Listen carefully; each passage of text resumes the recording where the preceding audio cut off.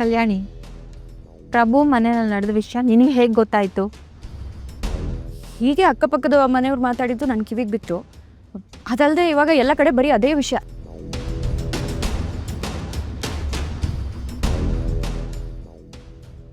I ಬರ್ರೋ ಇಲ್ಲಿ. ಎಲ್ಲಿ ಹೋಗಿದ್ರಿ ನೀವು? ಹಾಂ,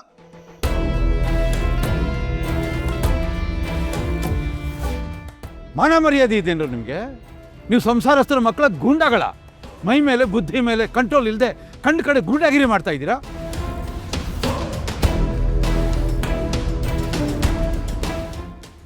ಅಪ್ಪ ಅದು ಮುಚ್ಚಬಾಯ್. ಯಾರ್ದೋ ಮನೆಗೆ ನುಗ್ಗಿ ಅಲ್ಲಿರೋ ವಸ್ತುನೆಲ್ಲ ಹೊಡೆದು ಚಿಂದೆ ಮಾಡಿದ್ದೀರಾ. ಸಾಲದಿದ್ದಕ್ಕೆ ಅಲ್ಲಿರೋರ್ನೆಲ್ಲ ಹೊಡೆದಾಕಿದ್ದೀರಾ ನೀವು. ಏನು ತಿಳ್ಕೊಂಡಿದ್ದೀರಾ ನಿಮ್ಮನ್ನು ನೀವು?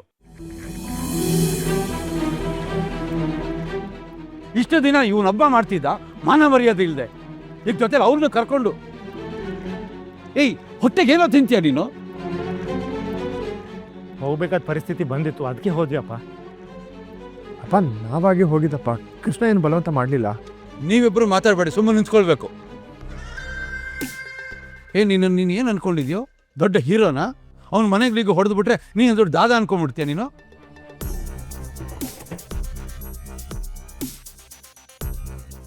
ನಿನ್ನ ಪ್ರಜ್ಞೆ ಇರಲಿ. ಸೂರ್ಯಪ್ರಕಾಶ್ ಮಕ್ಕಳು ನೀವು, ಅರ್ಥ ಮಾಡ್ಕೋಬೇಕು. ನೀವೇನೇ ಮಾಡಿದ್ರು ಸುದ್ದಿ ಆಗತ್ತೆ. ಈ ಕುಟುಂಬದ ಮಾನ ಮರ್ಯಾದೆ ನಿಮ್ಮ ಹತ್ರ ಇರುತ್ತೆ ಅನ್ನೋದು ಪ್ರಜ್ಞೆ ಇರಲಿ ನಿಮಗೆ.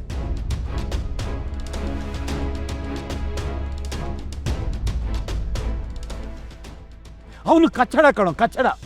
ಅವನೇನು ಮಾಡಿದ್ರು ಸುದ್ದಿ ಆಗೋದಿಲ್ಲ. ನೀವೇನೇ ಸಣ್ಣ ಕೆಲಸ ಮಾಡಿದ್ರು ಕೂಡ ಅದು ಸುದ್ದಿ ಆಗುತ್ತೆ.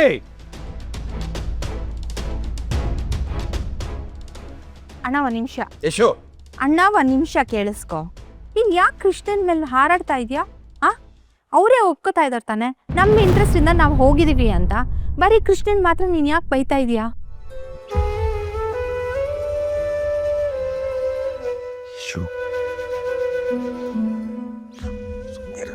ಏಯ್, ಯಾಕೋ ಸುಮ್ಮನಿರ್ಬೇಕು ನಾನು? ಯಾಕೆ ಸುಮ್ಮನಿರ್ಬೇಕು? ಪ್ರಭು ಸುಳ್ಳು ಆರೋಪನ ಹೊರಿಸಿದಾನೆ. ಅದು ಯಾರ ಮೇಲೆ? ನಿಮ್ಮ ಅಪ್ಪನ ಮೇಲೆ. ಅವನು ಹೊರಿಸಿರೋ ಆರೋಪಕ್ಕೆ ಕೋಪ ಮಾಡಿಕೊಂಡು ನೀವು ನಿಮ್ಮ ಅಪ್ಪನ ಪ್ರೊಟೆಕ್ಟ್ ಮಾಡ್ತಾ ಇದ್ದೀರಾ, ಕಾಪಾಡ್ಕೋತಾ ಇದ್ದೀರಾ. ಅದ್ರಲ್ಲಿ ತಪ್ಪೇನೋ ಇದೆ. ಯಾಕೆ ಸುಮ್ಮನೆ ಬಯಸ್ಕೋಬೇಕು?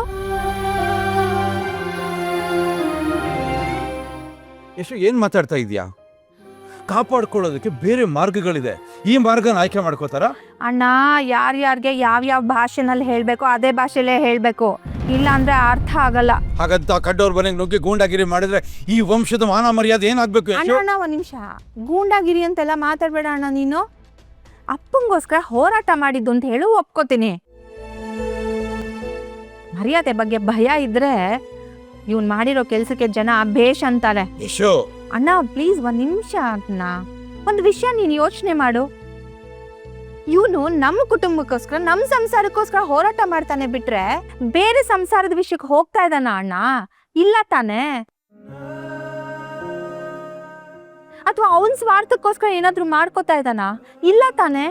ಮತ್ ಯಾಕಣ್ಣ ಅವನನ್ನ ಮಾತ್ರ ಯಾವಾಗ್ಲೂ ಬೈತಾನೆ ಇರ್ತೀಯಾ? ಇಷ್ಟಕ್ಕೂ ಅವನು ಏನಕ್ಕೆ ಹೋಗಿದ್ದ ಹೇಳು? ನಿನ್ನ ಮರ್ಯಾದೆ ಉಳಿಸಕ್ ಹೋದ ಅಣ್ಣ. ಅಪ್ಪನ ಮರ್ಯಾದೆ ಉಳಿಸ್ಬಾರ್ದಾ ಹೇಳು?